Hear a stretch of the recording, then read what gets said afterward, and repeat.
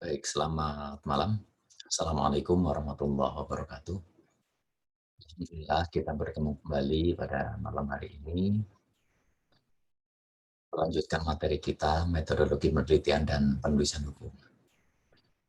Kesempatan kali ini kita akan membahas tentang beberapa hal mengenai kesalahan-kesalahan gitu ya, yang sering dilakukan dalam penelitian hukum normatif. Ulang, pada kali ini kita akan membahas tentang kesalahan-kesalahan yang sering dilakukan oleh peneliti dalam penelitian hukum normatif. Tentu saja kesalahan-kesalahan yang sering terjadi adalah yang pertama, ini terkait dengan format penelitian. Bahwasanya di dalam penelitian hukum normatif dan penelitian hukum empiris, ini ada perbedaan mengenai format penelitiannya. Sehingga jika seorang peneliti melakukan penelitian dengan menggunakan jenis penelitian normatif, maka hindari penggunaan format penelitian pada jenis penelitian hukum empiris. Karena di sana seperti yang sudah kita pelajari juga, bahwasanya berkaitan dengan beberapa istilah yang digunakan juga ada perbedaan. Kemudian logika berpikir juga ada perbedaan. Mengenai istilah pada jenis data yang kemarin sudah kita pelajari juga ada perbedaan. Sehingga ketika kita menggunakan jenis penelitian normatif, ya benar-benar kita pahami bagaimana format penelitian hukum normatif. Jangan sampai, saya ulang kembali, format penelitian pada jenis penelitian empiris ini digunakan dalam penulisan dengan menggunakan jenis penelitian hukum normatif. Karena apa? Karena kurang tepat. Dan kemudian perlu saya ingatkan kembali bahwasanya di dalam penulisan skripsi di Fakultas Hukum tempat kita belajar ini masih menggunakan jenis penelitian dari kedua jenis penelitian tersebut. Ya, salah satu dari dua jenis penelitian yang sudah kita bahas pada materi sebelumnya. Nah, ini yang bisa dipilih, yaitu bisa menggunakan metode penelitian hukum normatif atau metode penelitian hukum empiris. Seperti yang sudah kita pelajari sebelumnya, ketika kita berbicara penelitian hukum normatif, ini secara mudah difahami, kita berangkat melakukan penelitian ke perpustakaan. Sedangkan pada penggunaan metode penelitian hukum empiris, kita berangkat melakukan penelitian ke lapangan. Kemudian selanjutnya baru kita menganalisisnya juga di perpustakaan. Bahan-bahan hukum sekundernya semuanya ada di perpustakaan. Jadi kita belum atau tidak menolak secara ekstrim bahwasanya jenis penelitian yang ada itu hanya penelitian hukum normatif saja, tidak. Kita masih juga menggunakan metode penelitian hukum empiris. Ya. Ini format. Ya. Kemudian yang kedua, penggunaan data dan analisis statistik di dalam penelitian. Di dalam penelitian hukum normatif ini tidak mengenal istilah data seperti yang sudah kita bahas pada materi sebelumnya, pada pertemuan sebelumnya. Tidak mengenal istilah data, tetapi istilah data ini diganti dengan istilah bahan hukum. Nah, ketika kita berbicara data, di sana ada data primer, ada data sekunder. Ini adalah jika kita melakukan penelitian dengan menggunakan metode penelitian hukum empiris. Tetapi ketika kita menggunakan metode penelitian hukum normatif, maka tidak menggunakan istilah data lagi, tetapi yang digunakan adalah hukum. Nah, di sana ada terbagi atas bahan hukum primer dan bahan hukum sekunder. Serta yang lain mengatakan yang ketiga ada bahan hukum tersier dan atau bahan hukum bahan non hukum. Nah, ini ada bahan hukum primer, ada bahan hukum sekunder, ada bahan hukum tersier. Kemudian yang ketiga ini ahli yang lain mengatakan bahan non hukum. Silakan mau gunakan yang mana. Ini terkait dengan data.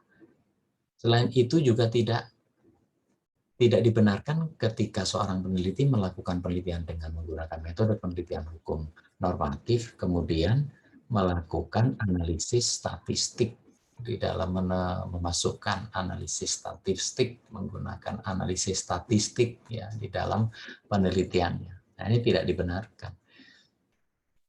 Karena ketika kita berbicara hitung-menghitung di sana, nah ini bukan ranah penelitian hukum normatif, tetapi itu adalah ranahnya penelitian hukum empiris atau sosial. Nah, ini. Oleh karena itu, hal-hal yang demikian ini yang layaknya difahami oleh peneliti. Sehingga tidak salah dalam menempatkan berkaitan dengan analisis ini juga tidak salah dalam menempatkan. Menggunakan jenis penelitian hukum normatif, ya apa saja yang perlu kita pelajari kaitannya dengan penelitian hukum normatif, karena yang diteliti adalah norma-normanya, peraturan-peraturannya, maka tentu kita harus membedakan dengan penelitian menggunakan jenis penelitian hukum empiris. Kemudian selanjutnya penggunaan istilah dan hipotesis. Hipotesis adalah simpulan sementara. Pada penelitian hukum normatif tidak perlu menggunakan hipotesis. Ya, tidak diperlukan hipotesis di dalam penelitian hukum normatif. Bagaimana kita pernah ketahui kalau berbicara hipotesis, ini pada umumnya adalah diberikan rumus jika A maka B. Gitu ya. Tidak diperlukan pada penelitian hukum normatif. Kemudian beberapa istilah yang sering digunakan pada penelitian hukum empiris, ini juga mesti dihindari ketika kita melakukan penelitian dengan menggunakan jenis atau metode penelitian hukum normatif. Ketika kita membuat rumusan masalah, misalnya ada dibuat rumusan masalah, disusun rumusan masalah dalam kata tanya dengan menggunakan kata tanya pada umumnya, misalnya ada kata tanya bagaimana, seberapa efektif, seberapa jauh. Nah, dari pertanyaan yang kata tanya yang digunakan ini saja, maksud saya dari kata tanya yang digunakan ini juga sudah membedakan, bisa dibedakan bahwasanya kata tanya yang seperti bagaimana, seberapa efektif, seberapa jauh, ini semua adalah kata tanya yang lazim digunakan pada metode penelitian hukum empiris. Karena apa? Karena kita akan bertanya terkait misalnya seberapa efektif. Nah, ini akan melihat langsung ke lapangan, tidak akan pernah bisa diketemukan di peraturan perundang-undangan jawaban daripada serumusan masalah tersebut. Kita ingin melihat efektivitas dari sebuah produk hukum, dari sebuah peraturan perundang-undangan misalnya. Maka kita akan melihat ke lapangan, kita melakukan interview misalnya dengan responden, kita melakukan observasi di lapangan dan lain sebagainya. Ini adalah cara-cara yang dilakukan pada penelitian dengan menggunakan metode penelitian hukum empiris. Ya. Sehingga ketika kita menjawab satu rumusan masalah yang ternyata jawaban ini tidak dapat kita ketemukan dalam produk hukum, dalam peraturan perundang-undangan sebagai bahan hukum primer pada penelitian hukum normatif, maka ini jelas jawaban ini adanya ada di lapangan.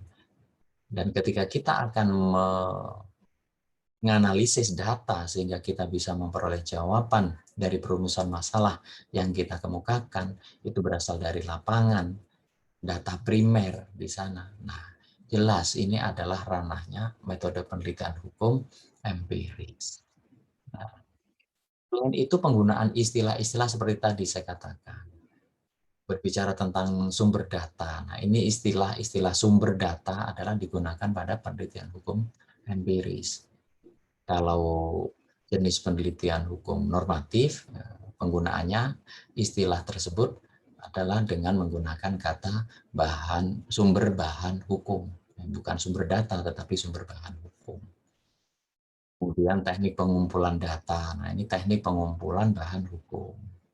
Pengolahan data, teknik pengolahan data, teknik pengolahan bahan hukum.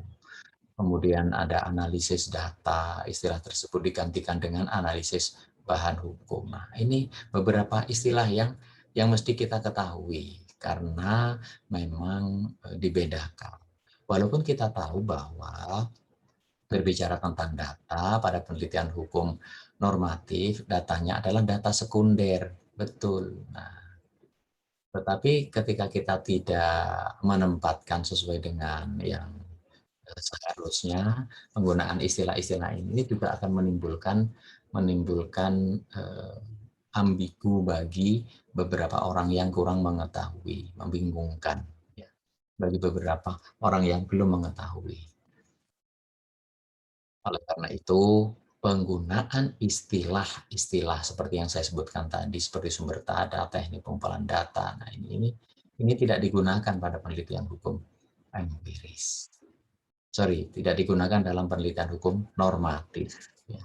Tetapi berbicara data, nah ini adalah ranah metode penelitian hukum empiris. Kemudian kesalahan yang keempat, nah ini penggunaan content analysis. Content analysis dalam penelitian hukum normatif. Analisis isi ini tidak diperlukan di dalam penelitian hukum normatif. Kita tidak perlu memberikan pengukuran-pengukuran kuantitatif untuk mengukur variabel, ini tidak dilakukan pada penelitian hukum normatif. Mencari korelasi antara peraturan perundang-undangan dengan permasalahan yang terjadi. Sehingga kita melakukan penelitian ini dalam rangka mencari hubungan sebab akibat. Mencari hubungan peraturan-peraturan yang memberikan pengaturan terhadap permasalahan. Itu yang akan kita teliti. Ya, sehingga tidak dibenarkan ketika kita melakukan analisis isi di dalam penelitian hukum normatif. Ini beberapa kesalahan yang sering dilakukan ya oleh seorang peneliti yang pada dasarnya belum begitu memahami apa sebenarnya perbedaan-perbedaan yang dapat kita ketahui pada penggunaan metode penelitian hukum normatif dan penggunaan metode penelitian hukum empiris. Untuk itu, silakan saudara pelajari betul-betul beberapa hal, mulai dari istilah, kemudian penggunaan rumus kata tanya dalam perumusan masalah, kemudian juga pasti kita pastikan ya, bahwa permasalahan yang akan kita teliti adalah kategori kategori dalam penelitian hukum empiris atau normatif. Nah, ini yang penting harus kita bisa membedakan dari keduanya. Sehingga kita dapat melakukan penyusunan skripsi nanti dengan baik.